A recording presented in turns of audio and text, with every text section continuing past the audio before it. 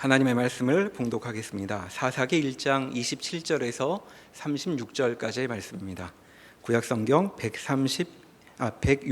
361면 어간에 있습니다. 사사기 1장 27절에서 36절까지의 말씀입니다. 므낫세가 베스안과 그에 딸린 마을들의 주민과 다은악과 그에 딸린 마을들의 주민과 돌과 그에 딸린 마을들의 주민과 이블라함과 그에 딸린 마을들의 주민과 무깃도와 그에 딸린 마을들의 주민들을 쫓아내지 못하매 가나안 족속이 결심하고 그 땅에 거주하였더니 이스라엘이 강성한 후에야 가나안 족속에게 노역을 시켰고 다 쫓아내지 아니하였더라. 에브라임이 게셀에 거주하는 가나안 족속을 쫓아내지 못하매 가나안 족속이 게셀에서 그들 중에 거주하였더라. 스불론은 기드론 주민과 나할롤 주민을 쫓아내지 못하였으므로 가나안 족속이 그들 중에 거주하면서 노역을 하였더라.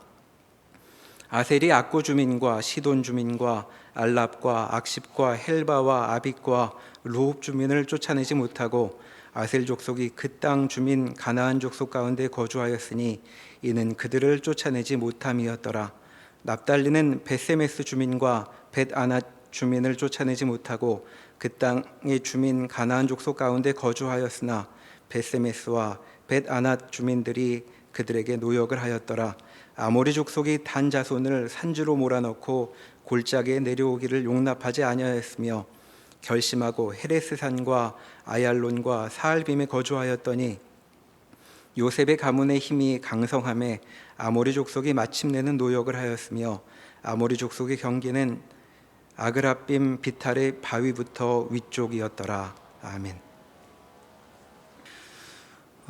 여호수아가 죽은 후에 이스라엘 백성들이 가나안 족속과 전쟁을 하는 내용들로 사사기의 말씀이 시작이 되었습니다.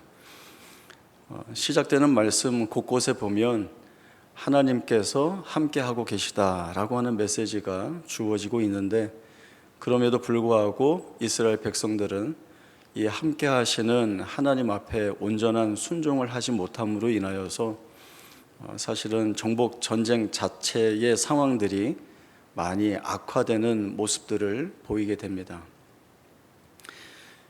이스라엘 백성들은 사실 자신들의 상황이 여의치 않아지고 악화되는 상황을 보게 될 때에 우리가 어떤 문제에 직면하고 있는가를 되돌아볼 수 있는 용기와 지혜가 필요했지만 이스라엘 백성들은 그렇게 하지 못하고 우리가 힘이 없어서 그렇다라고 하는 핑계거리를 대면서 문제를 문제로 여기지 못하는 어리석은 가운데 계속 빠져 있습니다.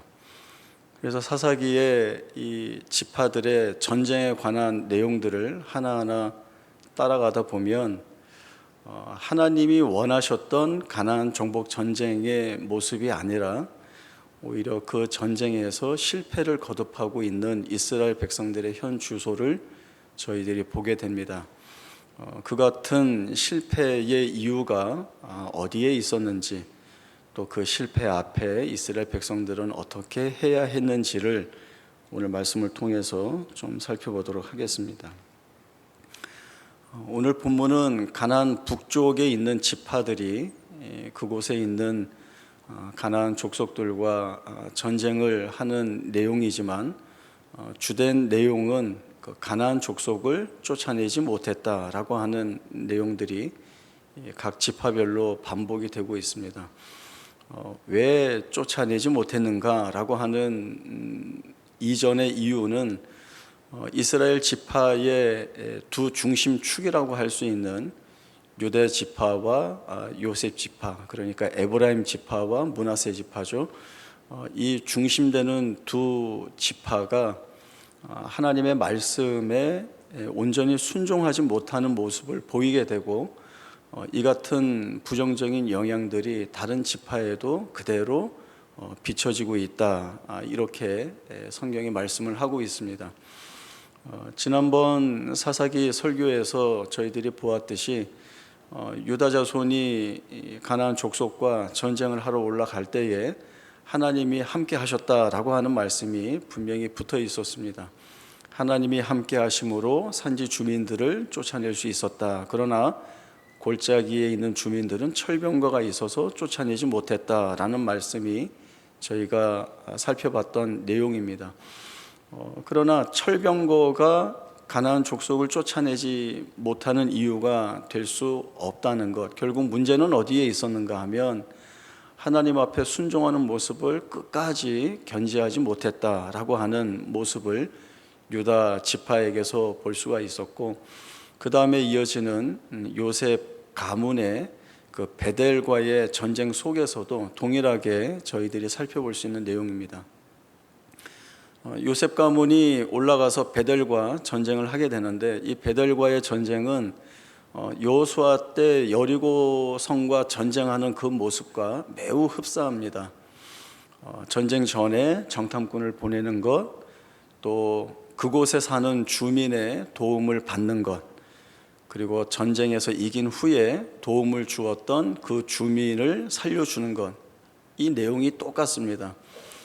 그러나 여리고 성과 또 이 요셉의 베델 전쟁은 어떻게 보면 그 결이 좀 다르다는 것들을 저희들이 볼 수가 있는데, 여리고 성과 전쟁할 때 라합이라고 하는 한 여인이 등장을 하게 됩니다. 이 라합은 하나님께서 이스라엘을 위하여 어떠한 역사를 행하셨는지, 그리고 그 하나님이 여기까지 이스라엘 백성들을 어떻게 인도해 오셨는지, 이 하나님이야말로 정말 온 천지 우주 만물의 진정한 하나님이시다라고 하는 고백을 합니다. 이 라합의 고백은 죽을 수밖에 없는 자가 하나님을 온전히 붙들 때에 구원받을 수 있다라고 하는 긍정적인 면이 많이 부각이 되는데, 그러나 요셉 가문이 베델과의 전쟁은 오히려 긍정적인 면보다는 부정적인 면이 더 부각되는 모양으로 드러나고 있습니다. 어떤 면에서 부정적인가 하면, 베델 사람이 어떻게 했다가 아니라 요셉 가문이 어떻게 했는가라고 하는 부분이 더 부정적인 면이 부각이 됩니다. 왜냐하면 이 요셉 가문이 베델과의 전쟁을 준비하는 가운데 그 베델에 사는 한 주민에게 제안을 합니다. 너희가 들어오고 나가는 문이 어디냐? 만약에 너가 그것을 우리에게 알려주면 우리가 너희를 선대하겠다라고 하는 이러한 언약을 맺게 됩니다. 그러나 저희가 잘 알고 있듯이 하나님은 이스라엘 백성들에게 가나안 족속과 그 어떤 언약도 하지 말라는 명령을 이미 여러 차례 주셨습니다. 신명기 7장 1절에서 11절까지의 말씀을 보겠습니다.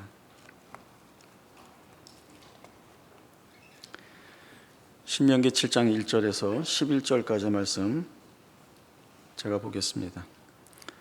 내 하나님 여호와께서 너를 인도하사 내가 가서 차지할 땅으로 들이시고 내 앞에서 여러 민족 헷 족속과 기르가스 족속과 아모리 족속과 가나안 족속과 브리스 족속과 히위 족속과 여부스 족속 곧 너보다 많고 힘이 센 7 족속을 쫓아내실 때에 내 하나님 여호와께서 그들을 내게 넘겨 내게 치게 하시리니 그때에 너는 그들을 진멸할 것이라. 그들과 어떤 언약도 하지 말 것이요 그들을 불쌍히 여기지도 말 것이며 또 그들과 혼인하지도 말지니 내 딸을 그들의 아들에게 주지 말 것이요 그들의 딸도 내 며느리로 삼지 말 것은 그가 내 아들을 유혹하여 그가 여호와를 떠나고 다른 신들을 섬기게 하므로 여호와께서 너희에게 진노하사 갑자기 너희를 멸하실 것임이니라.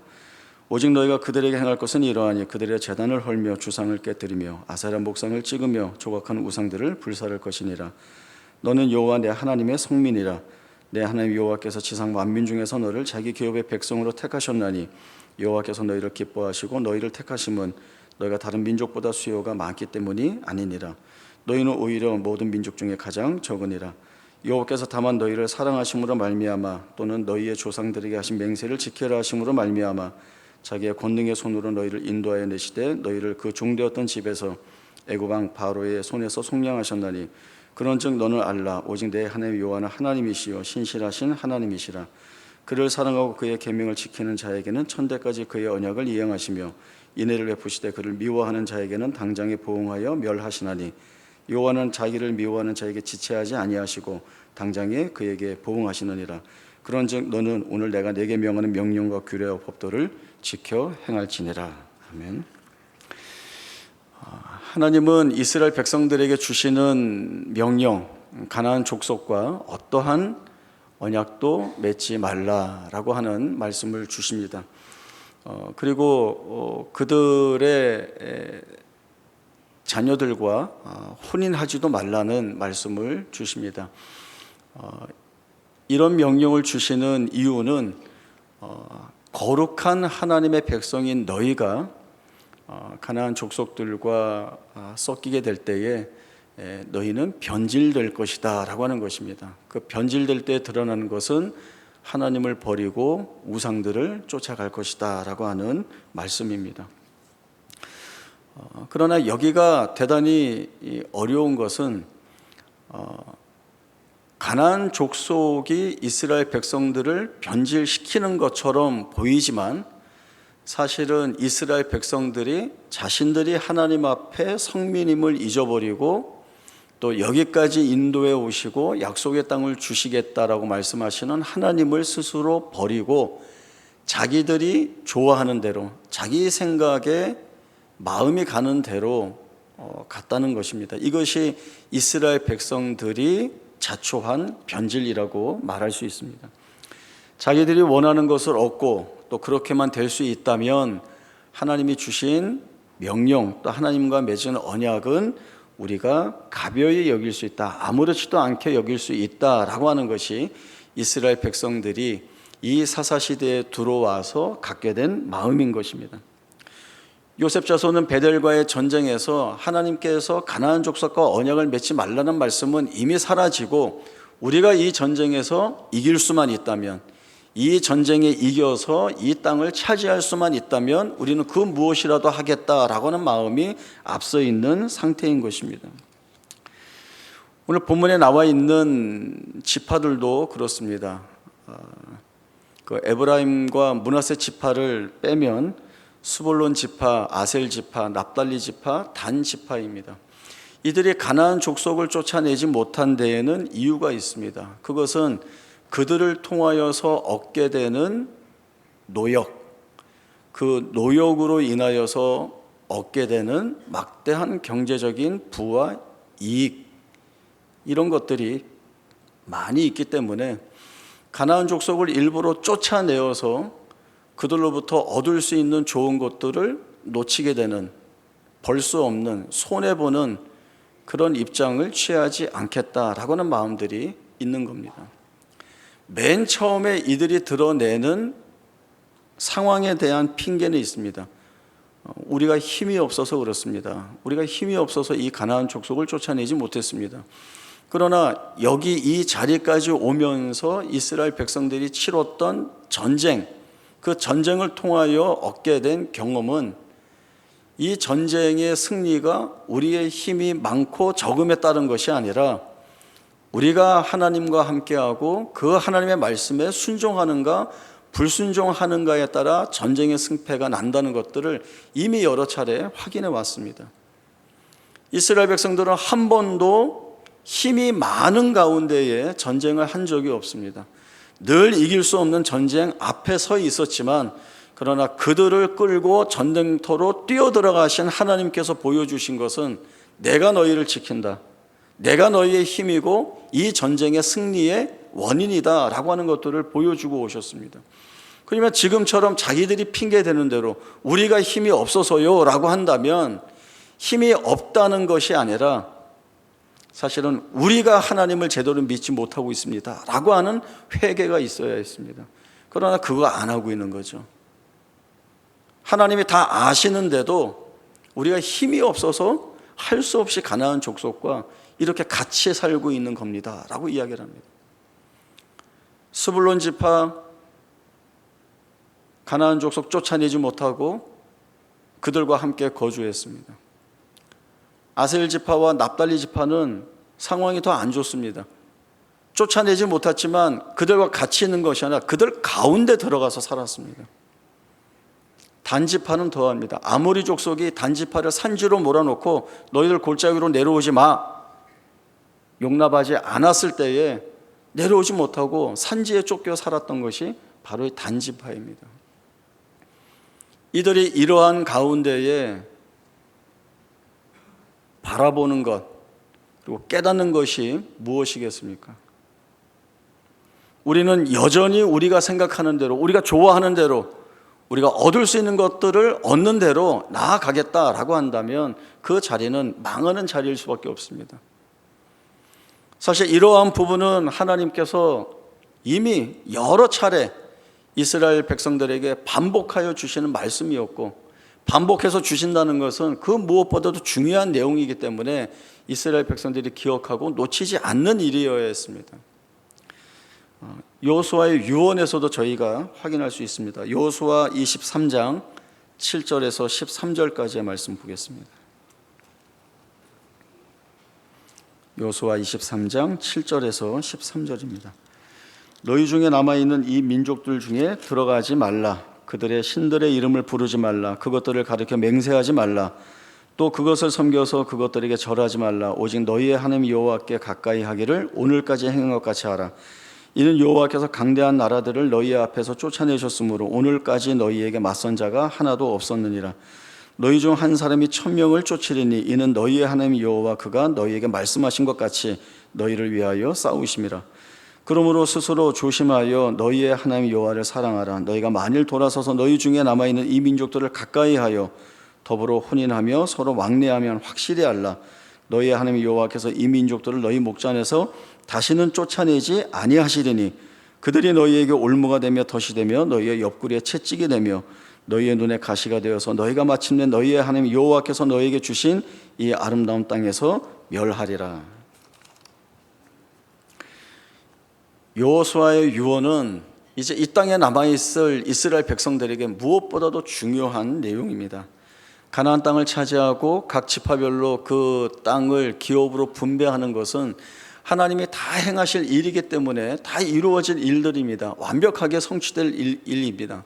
그럼 뭐가 남아있는가 하면 하나님이 차지하게 하시고 영원한 기업으로 주신 그 땅에서 이스라엘 백성들이 어떻게 살 것인가, 어떠한 모양으로 살 것인가 라고 하는 것입니다.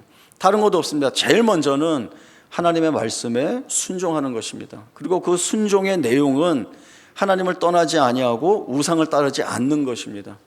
하나님의 말씀에 만족하고 우상이 제시하는 헛된 것에 마음을 빼앗기지 않는 것이어야 합니다. 그러나 이 부분이 어렵다는 것을 여호수아가 알고 있죠. 이 길로 가지 말라라고 말하면서 단서를 붙이고 있습니다. 만약에 너희가 하나님을 버리고 우상을 쫓아간다고 한다면 하나님이 너희에게 어떤 일을 행하실지를 내가 지금 너희에게 말하겠다라고 합니다. 너희가 쫓아내지 않고 너희가 함께하는 그들이 너희에게 올무가 되고 덫이 되고 너희 옆구리에 채찍이 되고 너희 눈에 가시가 될 것이다 라고 하는 말을 합니다. 이 말은 불행하게도 이스라엘 역사 내내 실현되었습니다. 쫓아내지 않은 자들이 이스라엘 역사 내내 이스라엘을 괴롭히는 자들이 됩니다.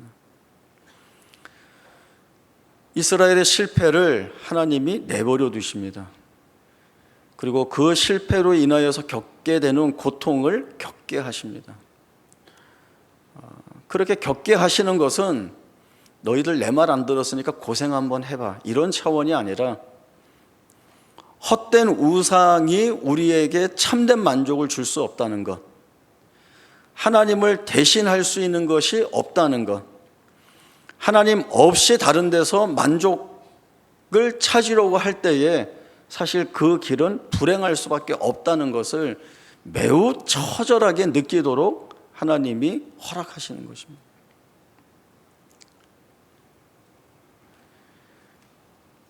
사사기의 역사가 바로 이 이야기를 하고 있습니다. 하나님 없이 사는, 그러나 그 안에서 얻는 풍요가 있다고 한다면 그 풍요가 정말 우리를 책임질 수 있는가? 그러나 헛된 세상의 풍요로움이 아니라 하나님으로 인하여 사는 그 풍요로움이 진정으로 무엇인지를 깨닫게 될 때에 하나님은 우리를 어떤 자리에 세워줄 수 있는가라고 하는 이 이야기를 해나가는 것이 사사기입니다. 오늘 우리가 살아가는 이 시대 속에도 우상이라고 할 것들이 너무나도 많이 있습니다. 하나님의 자리에 대신하고자 하는 것, 그리고 대신 하는 모든 것들이 우리에게는 우상입니다. 팀 켈러 목사님이 내가 만든 신이라고 하는 책을 쓰셨는데 거기에서 이 시대에 우리가 우상으로 삼고 있는 것은 몇 가지 말씀하셨습니다.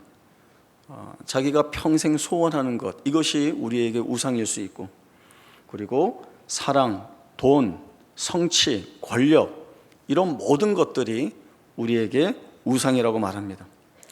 그러나 우리는 우리 스스로 이것들을 우상이라고 말하지 않습니다. 그리고 이것이 우상이 아니기 때문에 우리는 이 우상을 섬기지 않습니다라고 말합니다. 그러나 그 모양은 마치 많은 재물을 하나님 앞에 가지고 나와서 번제를 드리고 예배드리면서 우리가 하나님께 예배드립니다라고 이야기했던 그 패역한 시대의 이스라엘 백성들의 모습, 그리고 그 이스라엘 백성들의 모습을 보시면서 너희가 무수한 재물을 가지고 나오지만 그 모든 재물이 내게 유익하지 않다.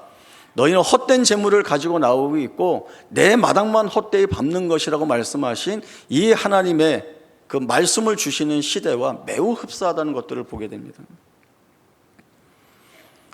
하나님 대신 우리가 붙드는 것이 있다고 한다면 그건 다 우상입니다.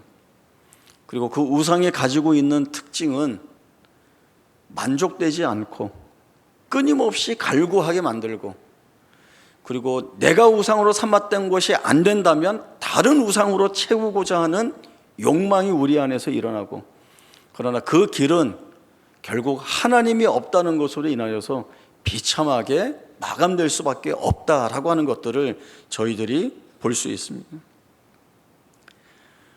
그러나 여전히 사람들은 내가 원하는 것을 얻을 수만 있다면, 내가 소원하는 것들을 이룰 수만 있다면 뭘 얘기를 하죠? 악마에게라도 영혼을 팔 수 있다, 지옥에 가도 좋다라고 하는 이야기를 하는 것, 이것이 부패한 본성에 사로잡혀 있는 이스라엘 백성들의 모습이고 오늘 우리의 모습입니다. 팀 켈러 목사님 책의 일부를 제가 좀 읽어드리겠습니다. 나는 우리 모두에게 우상이 있다는 전제에서 출발한다. 우상은 모든 사람 속에 숨어 있다. 문제는 그 우상을 어떻게 할 것이냐는 점이다. 어떻게 하면 우상의 위력 속에 머물지 않고 어떻게 하면 우상으로부터 해방되어 자신과 주변 모두에게 가장 건전한 결정과 현명한 선택을 내릴 수 있을까? 우리의 우상을 어떻게 식별할 것인가? 하나는 하나님을 믿는다고 고백하고 교회에 꾸준히 나가고 독실한 교리적 신념도 다 갖췄고 하나님을 믿고 순종하는 일에 최선을 다할 수 있다. 하지만 일상 속에서 당신은 정말 무엇을 위해 살고 있는가? 그 답을 아는 방법이 있다. 기도가 응답되지 않고 희망이 꺾일 때 어떻게 반응하는지 보면 된다. 기도한 대로 되지 않으면 누구나 서운하고 아쉬울 수 있다. 하지만 하나님을 믿으면 떨치고 나아간다. 아직 삶이 끝난 게 아니며 그런 것들은 당신의 주인이 아니다. 그러나 기도한 대로 되지 않는다고 분노가 폭발하거나 깊은 절망에 잠긴다면 그것이 당신의 실제 신일 수 있다. 요나처럼 당신도 죽고 싶을 만큼 성내고 있다면 말이다. 저는 이 책을 읽고 이제 요 마지막 에필로그 부분인데 여기를 읽을 때 정말 우리가 하나님을 하나님으로 바르게 믿는다는 것이 얼마나 어려운 일인지, 그리고 우리 안에 이미 얼마나 많은 우상들이 자리 잡고 있는지, 그리고 그 우상을 빼어내기가 얼마나 어려운지를 생각해 봤습니다. 그리고 이 고백밖에 남지 않더라고요. 하나님의 은혜 없이는 하나님을 하나님으로 바르게 믿을 수 없고, 하나님의 은혜 없이는 우리 안에 뿌리 박혀 있는 이 우상을 빼어낼 수 없다라고 하는 것입니다.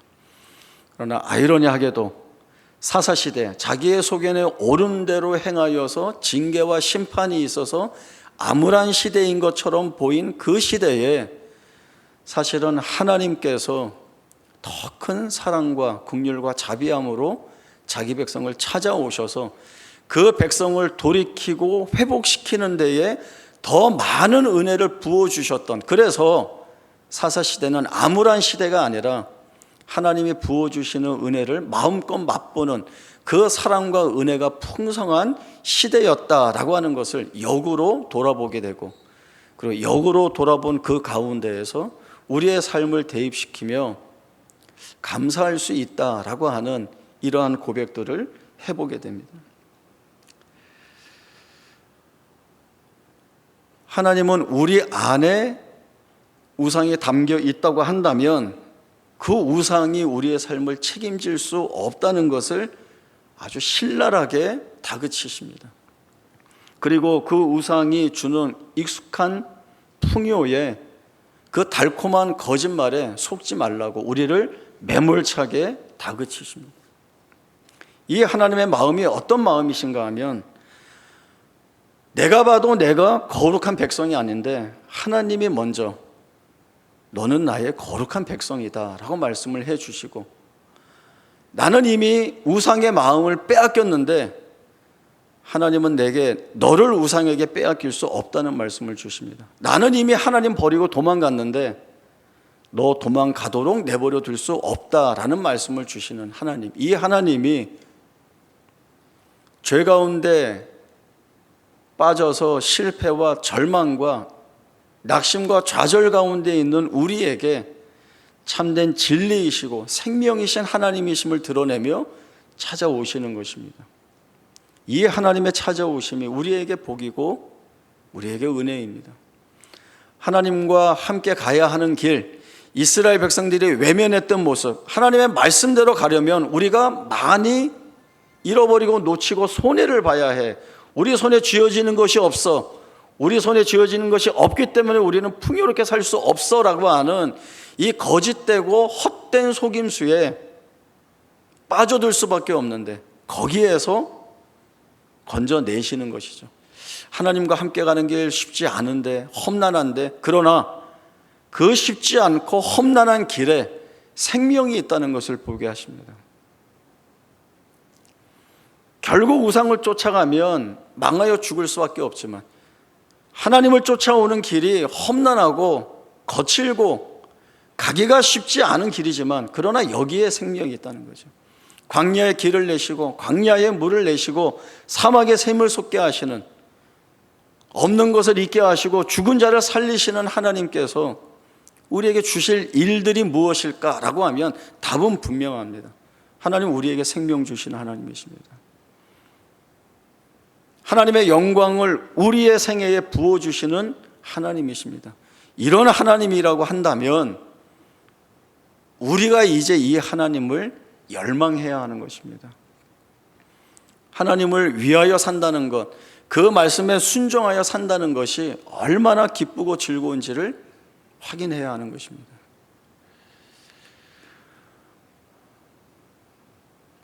애굽에 있어도 뭐라고 했죠? 우리가 애굽에 있을 때 고기가마 곁에 있을 때 우리가 얼마나 잘 먹고 잘 쉬고 잘 놀았는데, 가나안 땅이 어떤 땅입니까? 젖과 꿀이 흐르는 땅이고 모든 것이 넉넉하고 풍요로운 땅입니다. 가나안 땅을 정탐했던 이 정탐꾼들이 포도송이를 어깨에 메고 와야 될 정도로 실제적으로 모든 것들이 풍성했던 곳입니다. 여기에서 우리 잘 살아야 돼라고 하는 것이, 하나님 없이 잘 살 것인가, 하나님으로 인하여 잘 살 것인가 라고 하는 이 선택의 기로에 이스라엘 백성들은 불행한 선택을 했던 것입니다. 오늘 이 질문이 하나님이 오늘 우리에게 묻고 계시는 것이죠. 헛된 우상이 약속하는 것을 너희의 마음에 두겠느냐? 나와 같이 가면 고생길인데 그래도 내 길을 가겠느냐라고 하는, 그러나 그 고생길이라고 하는 것들이 사실은 우리의 모든 것들을 만족해 하고 우리 안에 참된 소망을 불러일으키고 실제적으로 하나님이 우리의 삶 가운데 부어주시는 복을 누리고 은혜를 확인하는 것이라는 것들을 우리에게 보여주심으로 인하여서 우리가 하나님 편에 서는 것이 얼마나 감사했던 것인지, 이 하나님이 우리를 붙들고 계시는 것이 우리에게는 얼마나 큰 복인지를 보게 하십니다. 질문하시고 답을 주셨지만, 그리고 질문하고 답을 주셨기 때문에 쉽게 쫓아갈 수 있는 것 같지만, 그러나 우리 안에 있는 우상들을 다 내려놔야 쫓아갈 수 있는 길입니다. 하나님은 이 가장 복된 길로 우리를 초대하고 계십니다. 그 초대에 여러분 아멘으로 반응하시고 그 길 가셔서 하나님이 우리 위에 부어놓으신, 열어놓으신 그 은혜들을 마음껏 확인하고 그리고 감사하여서 그 하나님을 영화롭게 하는 복된 생애가 될 수 있기를 바랍니다. 기도하겠습니다. 하나님 아버지 은혜를 감사합니다. 이스라엘 백성들은 자기 눈에 보이는 거짓된 헛된 우상에 약속하는 풍요로움의 마음을 빼앗겨 잘못된 선택을 하고 살았습니다. 그런 이스라엘 백성들을 고난과 고통과 아픔의 길을 걸어가게 하시지만 그러나 그 안에서 더 크게 일하시는 내 백성을 버릴 수 없고 반드시 내가 회복해 하여 내가 너희를 위하여 열어놓은 부어놓은 복과 은혜의 자리에 세우시겠다는 하나님의 열심이 결국 그들을 바꾸어 내십니다. 하나님 오늘 우리에게도 찾아오셔서 우리 마음속 깊이 뿌리 박혀 있는 헛된 우상의 찌꺼기들을 제거하여 주시고 우리의 주 되신 하나님을 온전히 바라보게 하셔서 하나님으로 인하여 사는 생애가 얼마나 복된지를 우리의 삶으로 증언해내고 그 삶이 하나님께 영광이 되는 아름다운 증언이 되게 하여 주옵소서. 거룩하신 예수님의 이름으로 기도하옵나이다. 아멘.